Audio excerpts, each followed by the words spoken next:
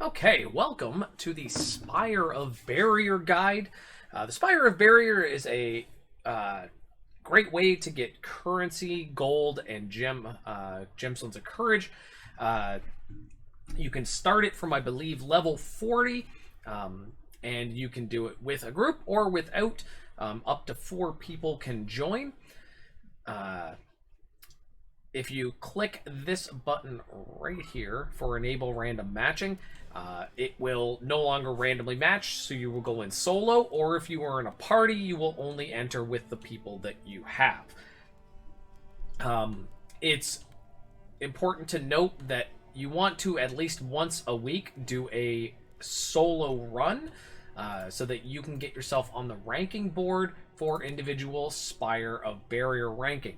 Even if you're only getting in the top 100, or in the top 1,000, sorry, you will still get a 100 gemstones of merit. And if you happen to get in the top 100, you will get the title ticket, which will give you some stats. If you get in the top 10, you get another one. And if you get in the top 1, which, good luck, you probably won't. And again, you get corresponding gemstones with each.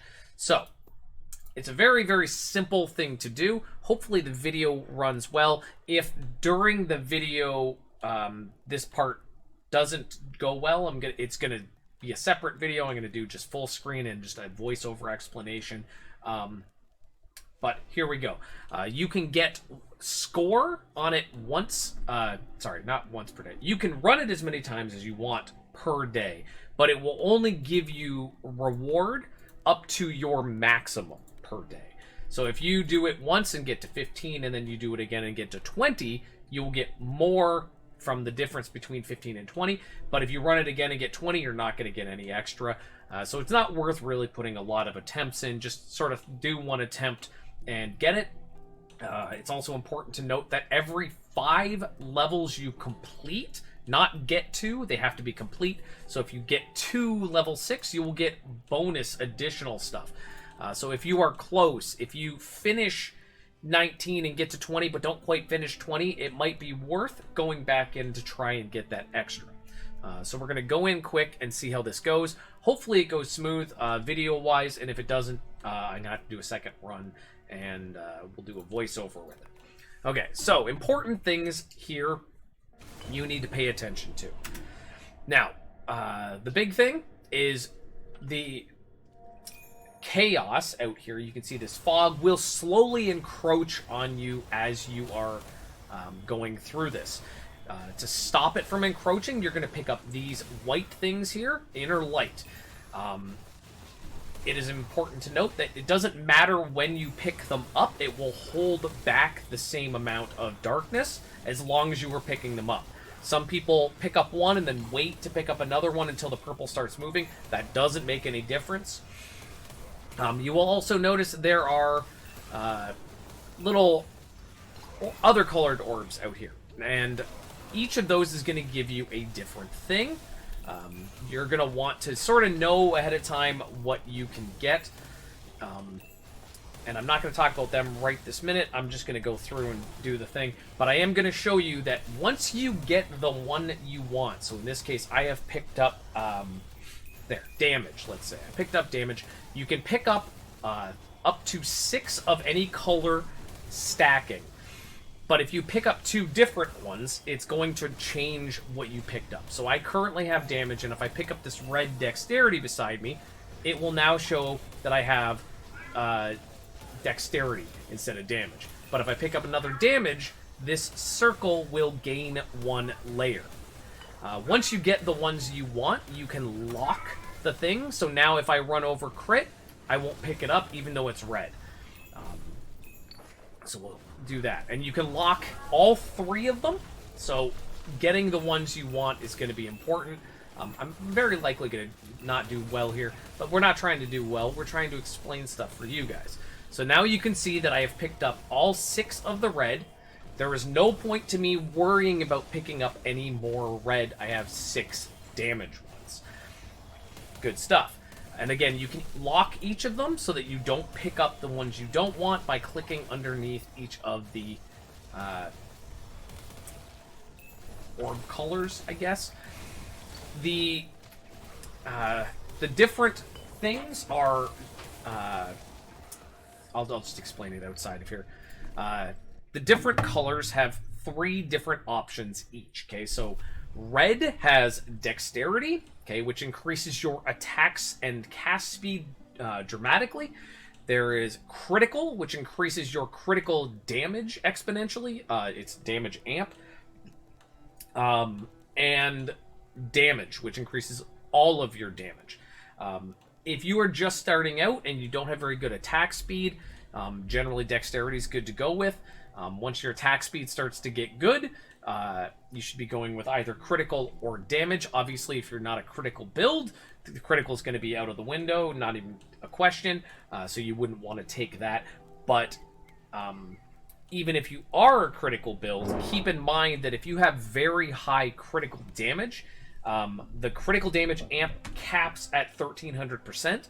Or sorry, not critical. Critical damage. Yeah, jeez, I can't talk. Critical damage caps at 1300%.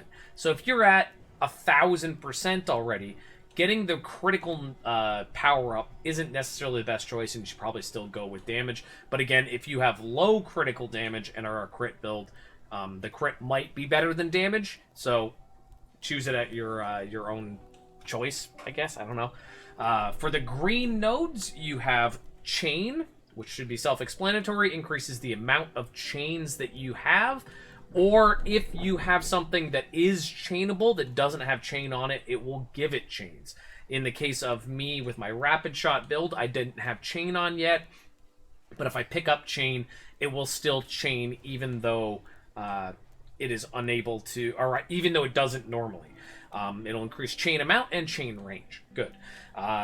There's projectile, which again, exactly how it sounds. You're going to get extra projectiles for your skills that you have. My God, I can hear the cats running around upstairs like lunatics.